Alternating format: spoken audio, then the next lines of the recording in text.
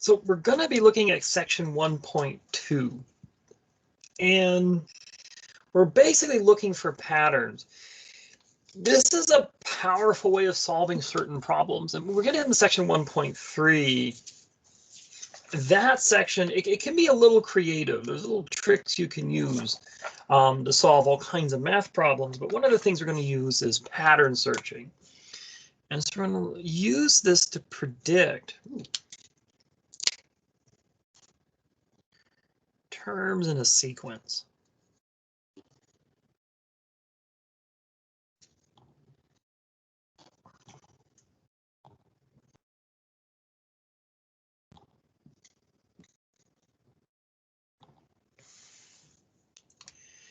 So a little bit of notation. Let's say we have something like this.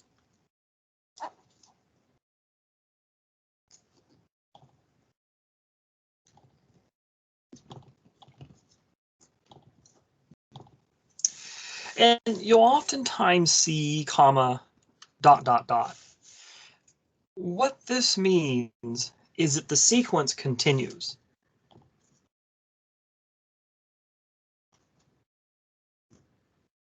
It's going to keep on going. And this is going to be, well, it's going to be the first term. This will be the second. This will be the third. This will be the fourth. And so on. It'll continue on and on. Now, one of the things that we're going to be looking for is, well, we're going to need to come up with a way of referencing these different elements. So you'll see something like this. This first term, we're going to call this A1. We'll call the second term A, and it's actually A sub 1, A sub 2. This would be A sub 3, like it's a subscript, and that's exactly what it is. And then A sub 4.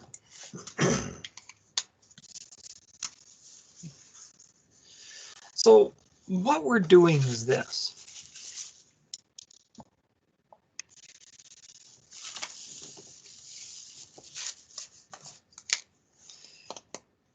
A subscript K is the kth term in a sequence.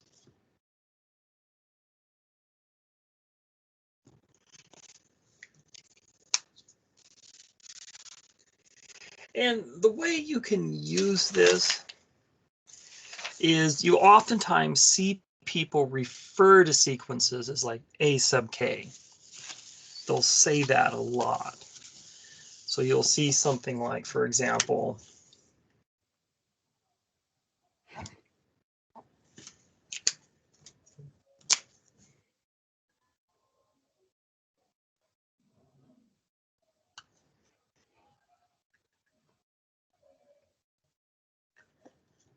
the sequence A sub K. They'll sometimes refer to it like this. And even though this means the kth term, they oftentimes will say this to refer to the entire sequence. So one of the things we want to do is we want to be able to look for some kind of a pattern in sequences where we can guess the next term. And that's ultimately a kind of goal. And the way we're going to do this is we're going to look at what are called difference tables.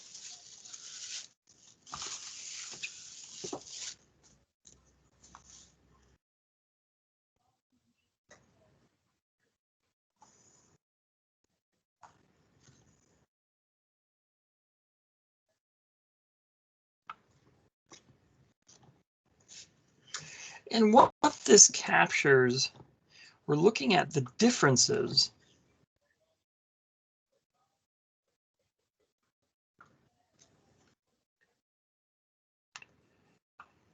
between sequence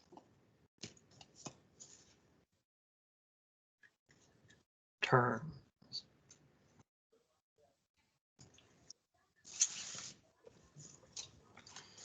The differences between sequence terms.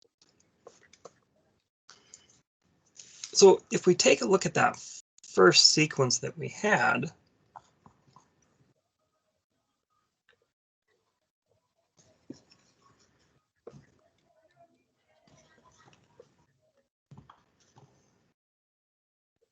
well, we look at the difference between the terms. So this has a difference of 9. This one would have a difference of 13. Let's see, for this one, 17. Wait, not 17, I'm sorry. 37. No, 17. 17. And this one, there'd be a difference of 22. Wait, no, 21. 21.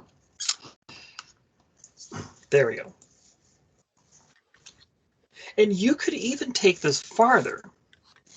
What's the difference between the differences? Well, here it's going to be 4. Here it's going to be 4. And here it's going to be 4. So yeah, so at this point, it seems maybe kind of chaotic. You have these seemingly random numbers, and the differences are seemingly random, but the differences of the differences, they show there's something there. So what we're going to do, we're going to call this first differences. We have to abbreviate differences. And then this row is what we call second differences.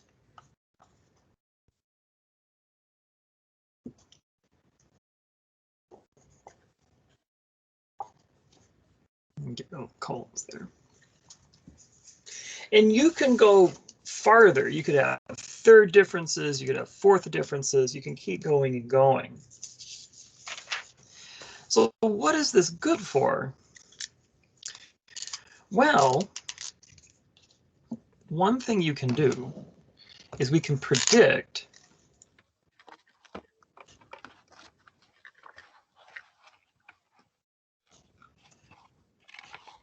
the next term.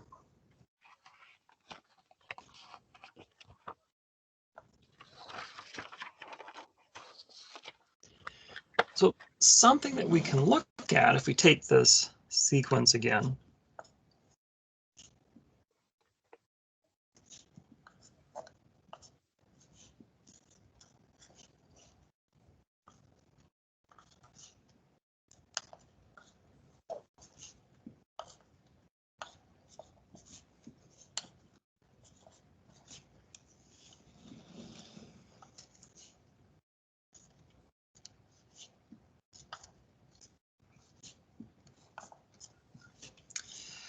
To predict the next term, we know this.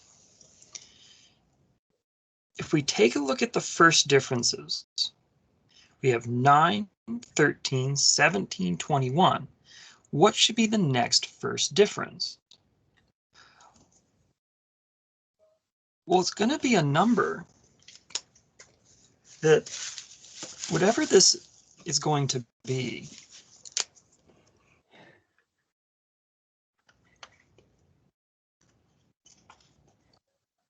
the difference between 21 and that number has to be 4.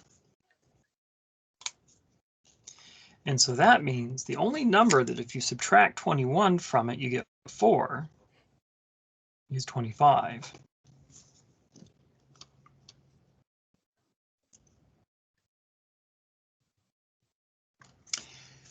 So now the difference between 65 and the next term, that's got to be 25. So we could add 25 to 65 to get that number, and that's going to give us 90.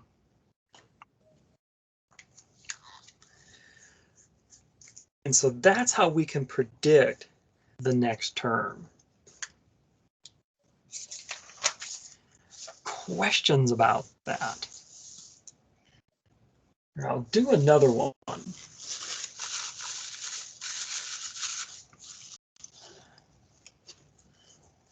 Just one thing, looking at some of the homework questions here.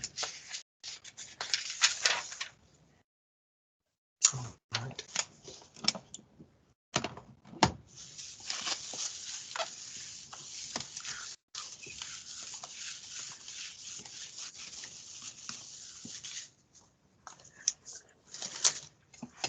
So let's say we have this.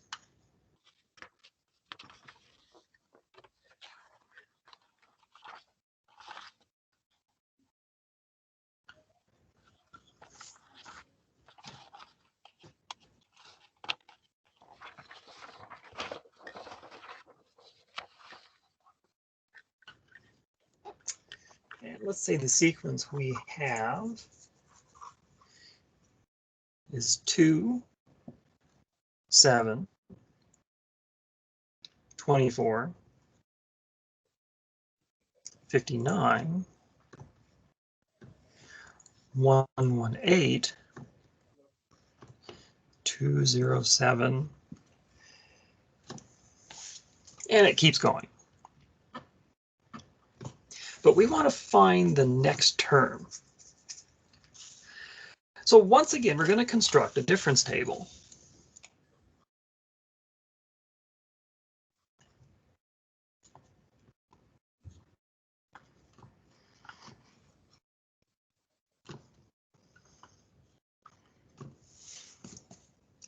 So the difference between 2 and 7 is 5, between 2 and 24, 17, 24 and 59 is 35.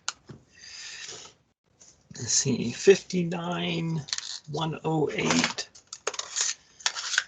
I'm sorry, 118, oh, 59.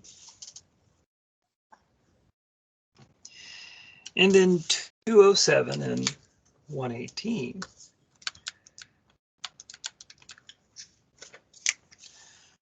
That's 89. So I don't know if we have enough to figure out how to guess the next one. Let's take a look at the second differences. So we've got our original sequence, first differences. Now we go for second differences. It's 12. Let's see. 18. 24. 30. And with doing these problems, it's kind of a tricky thing. If you make one miscalculation, like if you don't get 35 minus 17 is 18, it'll throw the whole thing off. So it's just something to kind of keep in mind. But look, we're already at second differences. Oh no, we still don't see anything. But then we get to third differences. We get 6, 6, and then 6. So what this is going to tell us, we need to find the next number for third differences. Well, we know the difference is going to be 6. So 30 plus 6, 36. Now we need to find the next number for first differences. Well, that number minus 89 gives us 36. So we're just going to do this backwards. 89 plus 36. It's 125.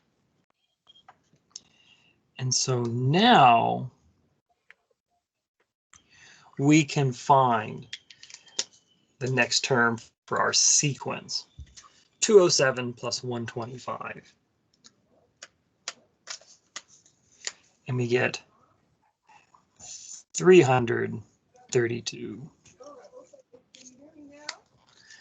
So that's going to be our answer for that problem. Any questions about that?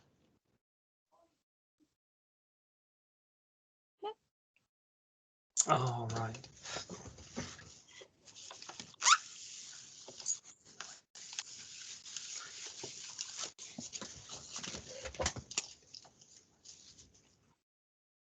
All right, so something that you'll see with sequences, and this is a little bit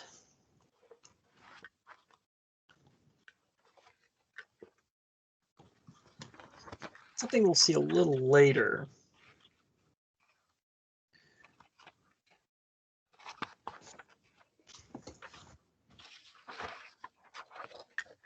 But one thing you can do is this. You can generate a sequence using a formula.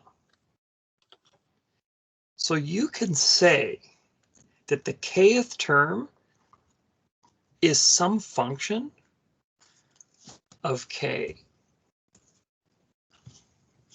So for example,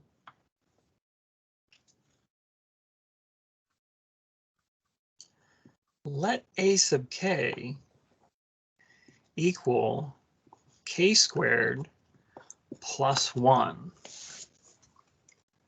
So if you want to find the first few terms, you have a1, which is 1 squared, because now we're going to replace k with 1, and that's 1 plus 1, or 2.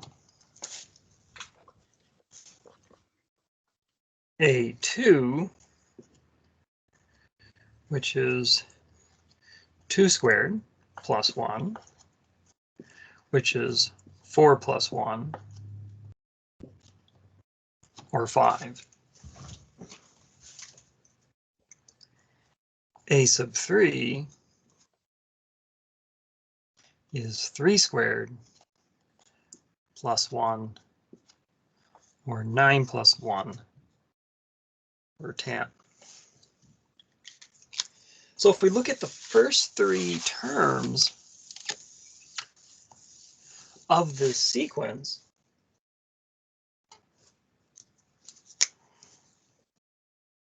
we'll get A1 is 2, A2 is 5, A3 is 10, and it's just going to keep going on and on forever. Or another way we can put it is 2, 5, 10, and then it continues on and on forever.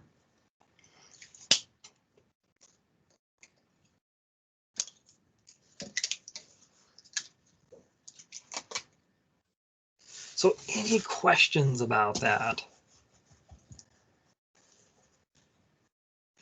So you can generate sequences, again, using these kinds of formulas.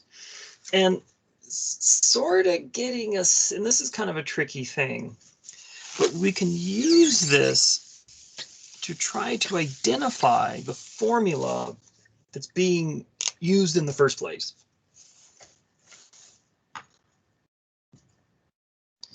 So let's say we have this. Now I'm going to switch over from K's to N's because the book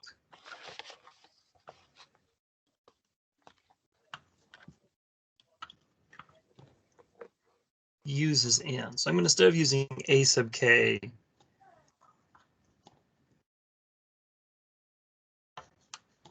I'm going to go to A sub N. It's going to mean exactly the same thing, but...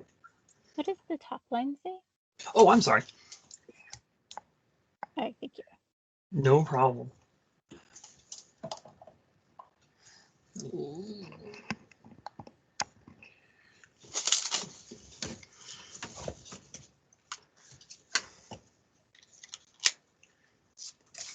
So let's say we have something like this. I'm not telling us anything. But this is A sub 1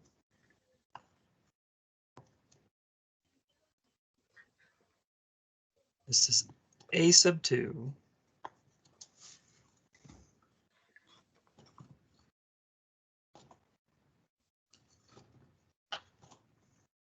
A sub 3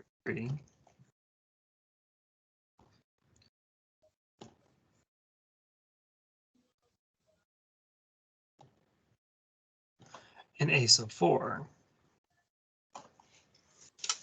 And what they want us to do is the sequence that we're looking at. It's the number of blocks for each term.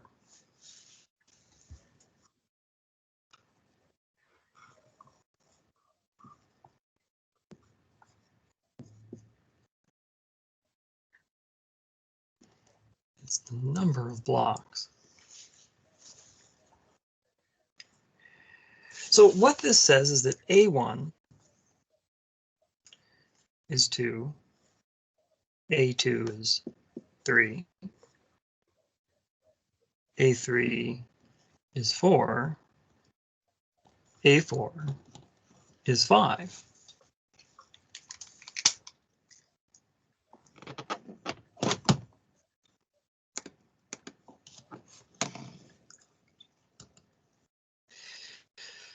So what we want to do is we want to come up with a formula based on the index or the subscript.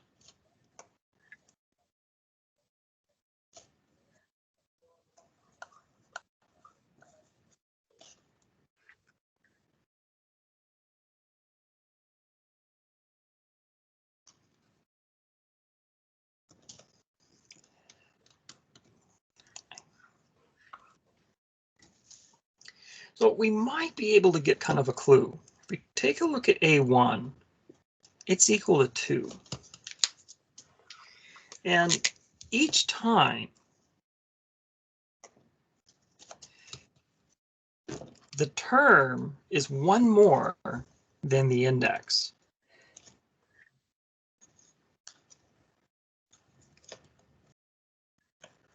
Or the subscript.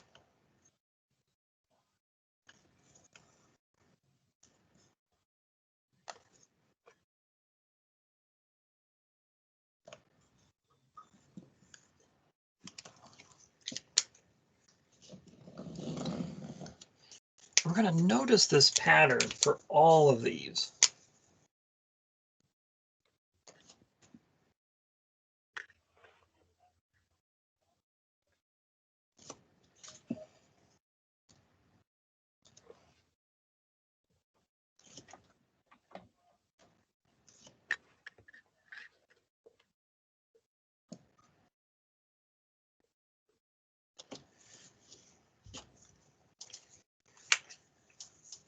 So the term is always one more than the subscript.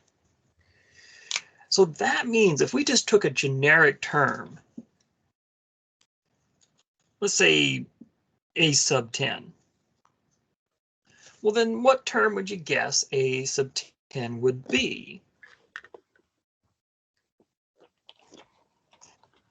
Given that the number or the actual term is always one more than the subscript.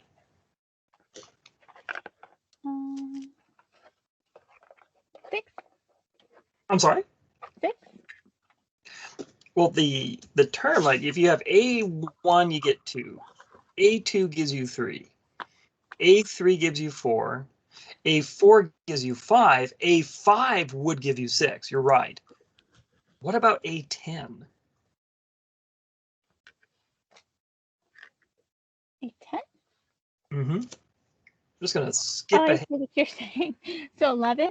11, exactly. Yeah, I skipped ahead. I played a little bit of a trick there. So what this is to figure out the formula, no matter what the subscript is, the term itself will be the subscript value plus 1 for this particular problem.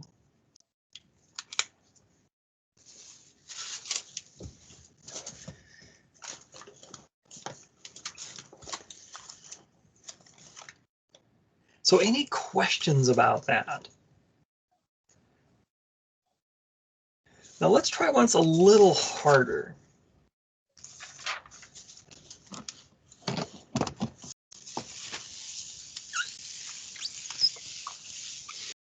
And they always illustrate these using blocks. They seem to like, they might use other things, but block seems to be a favorite.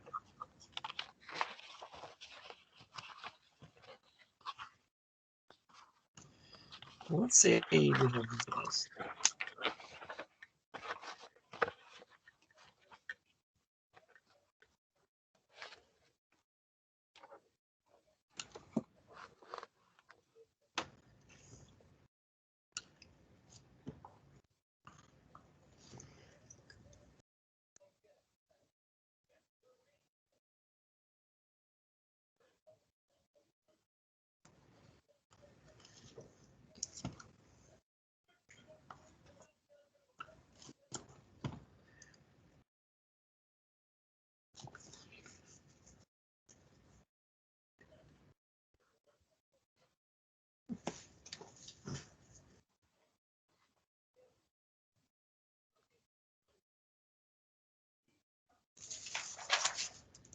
There we go. Sorry about that. My internet, I think in the afternoons, my internet gets a little funky.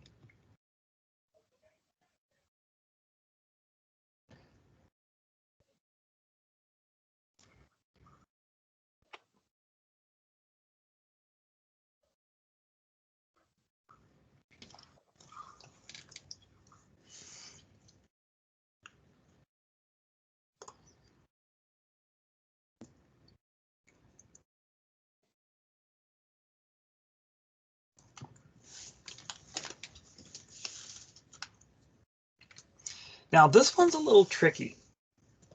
Let's sit down and look at this. So we have our index. We might not figure anything out looking at the first one. This might be a bit tough. So we kind of look for patterns, look for something that kind of stands out. And one thing to point out,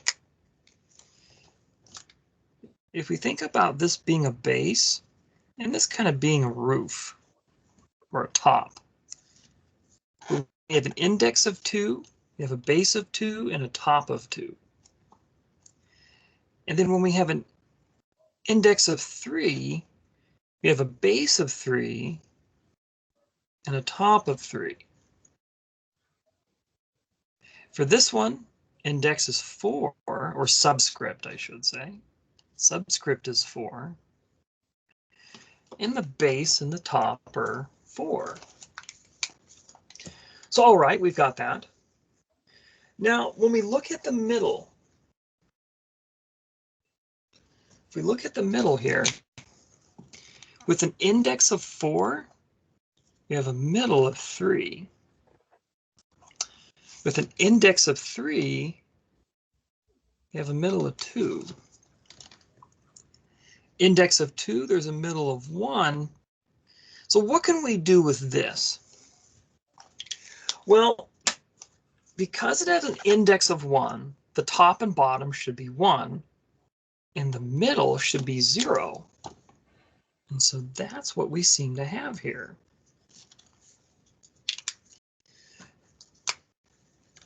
I keep saying index, but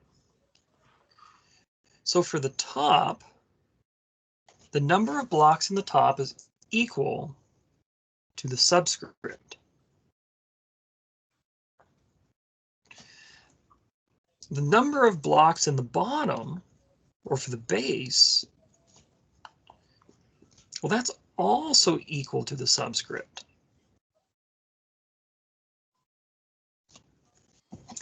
And then the number of blocks in the middle, probably should have put this in the middle here. It's going to be the subscript minus 1.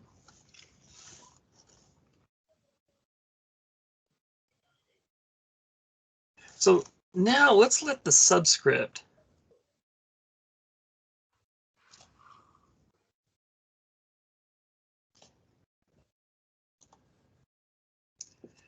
be equal to n. Here it's equal to 1, 2, 3, and 4. Let us just be this generic subscript n.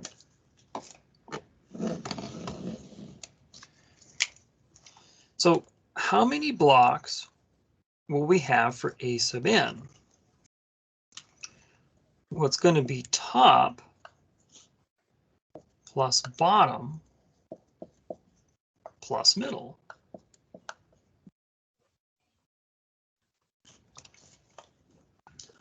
Or A sub n. Well, how many are going to be in the top? Well, that's equal to the subscript. Subscript's n, that's going to be n. How many in the bottom? Well, that's also equal to the subscript. That's n. And then how many in the middle? Well, subscript minus 1. So n minus 1. So now we're going to simplify this. We're going to combine like terms. We'll get a to the n, or a sub n, 1, 2, 3 n's minus 1.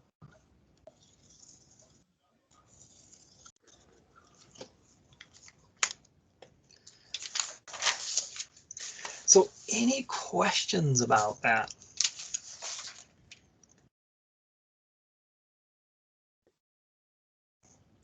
All right. So next we're going to get into what's called the Fibonacci series. And now we're going to have to get into some math with the subscripts.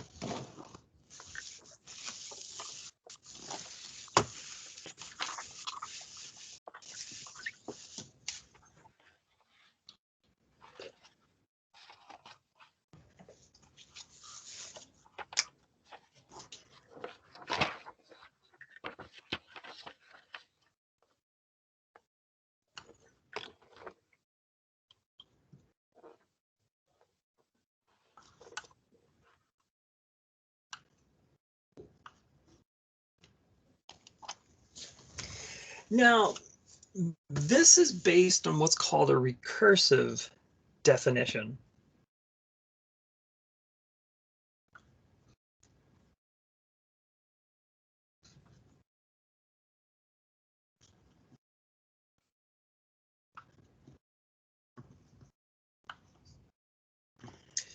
And what this basically says is this: a term is based on values of previous terms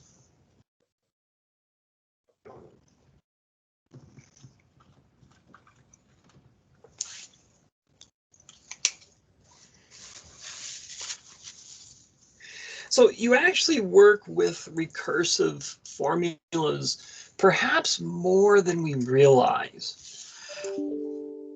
So, for example, if you have, say, you're counting a total that's accumulating through time.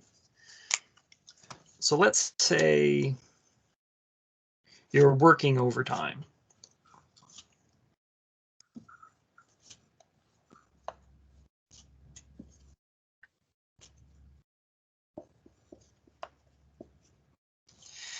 And for overtime, let's say they're paying you really well. They're paying you $20 per hour overtime. What is the, I'm sorry, it's just a little bit too far up. Oh, I'm sorry. Oh, there. Thank you. No problem.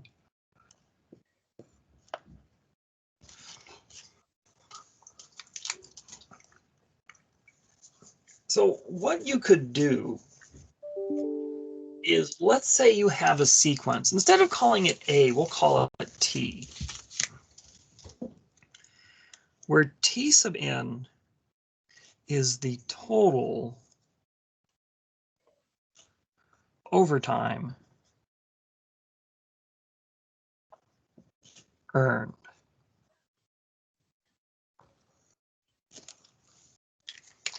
And the idea with this is, let's say you don't have a set time to leave work. This is, let's say there's an exceptionally busy day. It wasn't expected at all.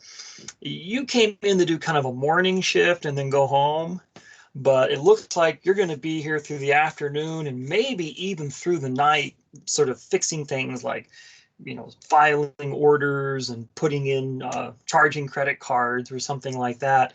So you could actually be here. You're supposed to be done at noon, but you could be here till midnight. But it's kind of up to you. They kind of left it up to you to, how long do you want to stay? So T1.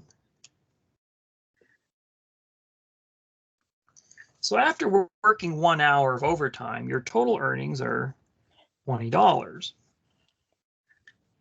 And then T2, after working 2 hours, you take, well, this is what you've earned before plus $20 more, and you get 40.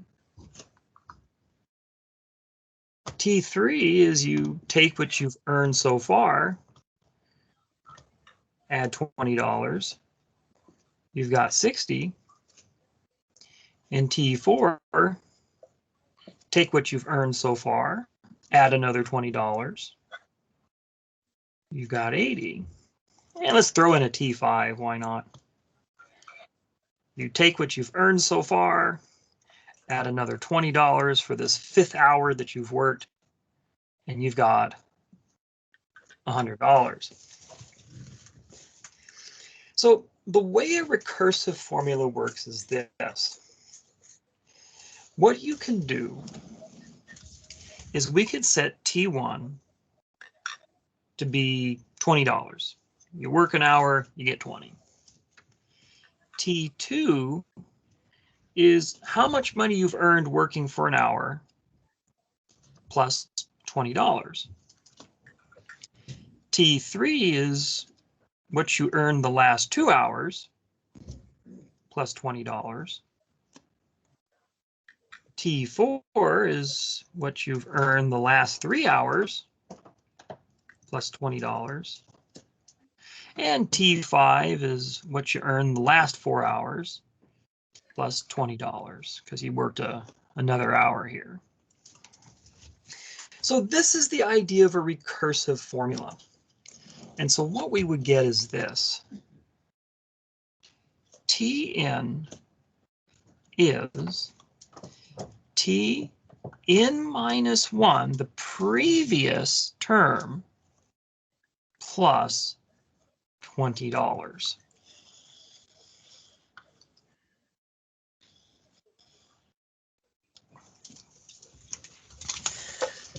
So this is the idea of a recursive formula. We're using a previous term to come up with our next term. So any questions about that? So there's one thing to mention when working with these subscripts, and it's going to be this. And if I'm going too fast, let me know.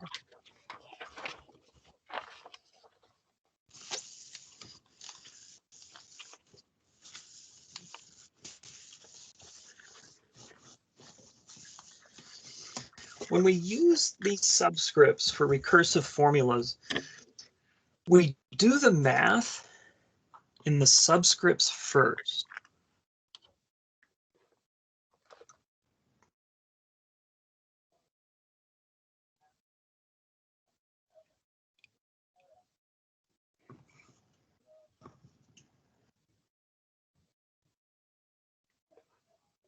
So this is something just to kind of keep an eye out. So if you have something like this,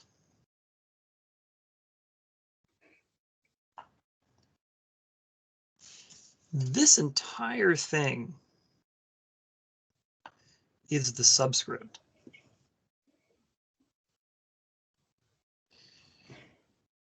So now we got to do math in the subscripts. So for this one, if we let n equal 2, then we're going to have t 2 times 2 minus 1, which will be t 4 minus 1, or t sub 3.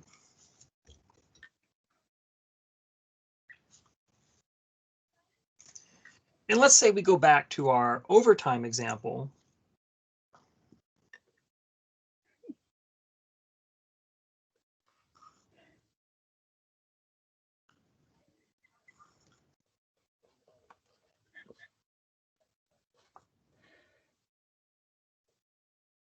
T3 would be equal to 60. So this might seem a little funny, and I'll admit it can get a little peculiar, but to summarize what we just did, Tn minus 1 for n equals 2 refers to 60 because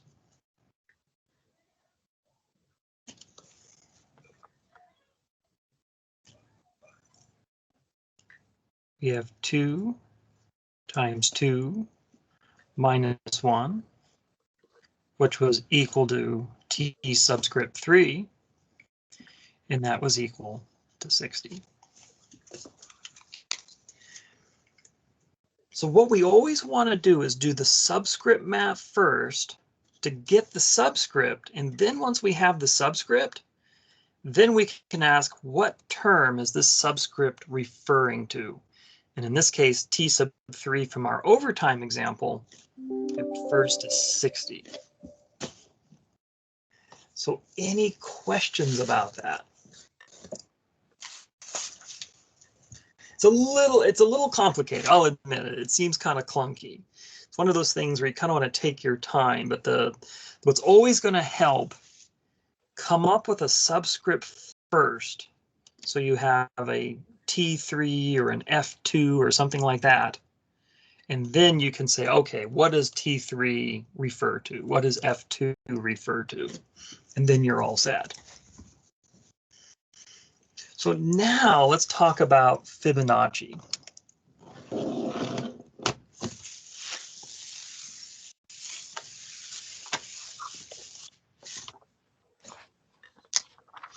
So the Fibonacci numbers, we're going to use capital F. But the first two terms are defined.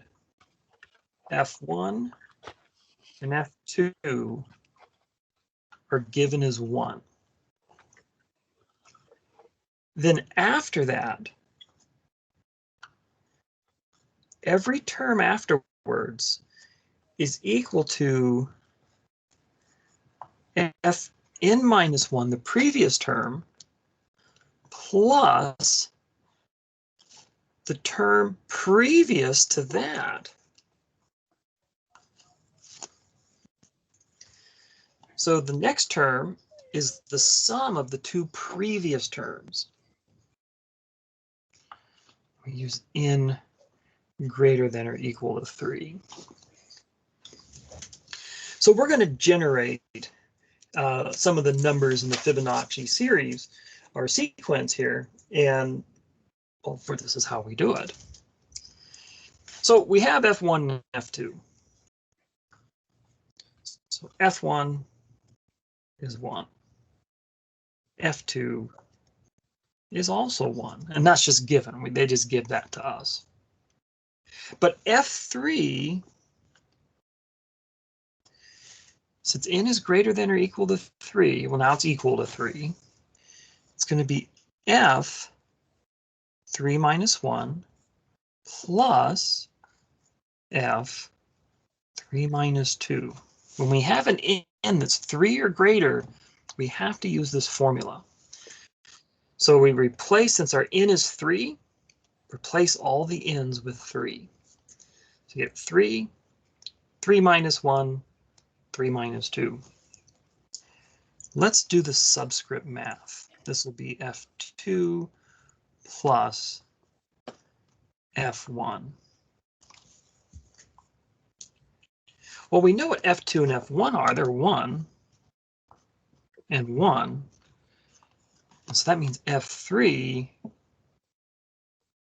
all is said and done, is equal to 2.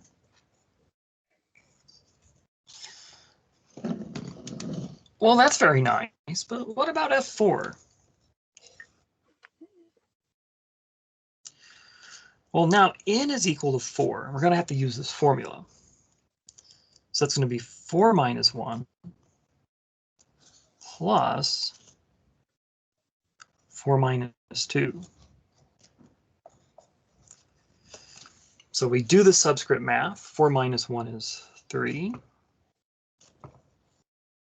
4 minus 2 is 2. And all right, now what does F3 refer to? Well, F3, after doing all this, came out to be 2. And then F2 is, well, they gave that one to us, that was 1. So it turns out F4 is equal to 3.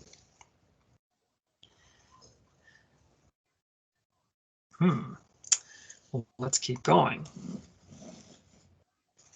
Look at F5.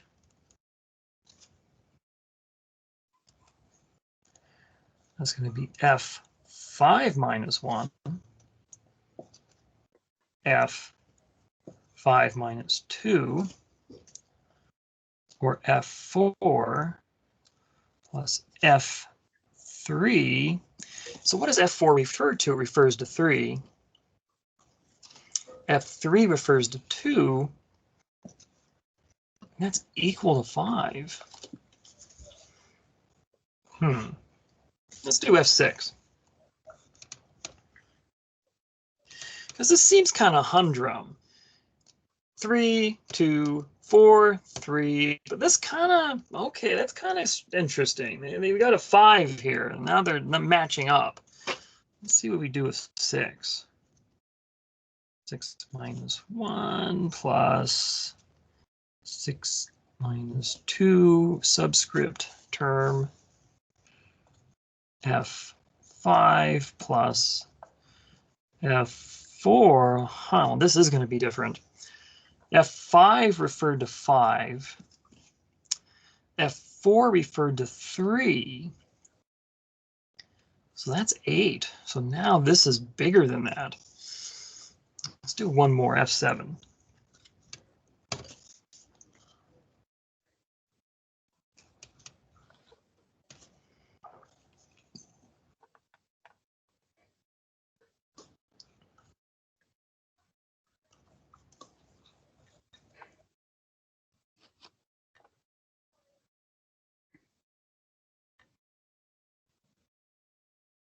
So F6 is 8. F5 is 5. And we get 13. So that's how we can generate these using recursive definitions or recursive formulas. So any questions about that?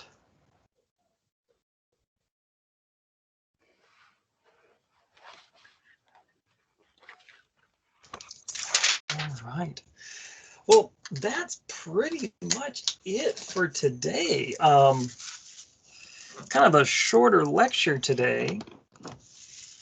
So if you have any questions, let me know. And then other than that, have a wonderful afternoon.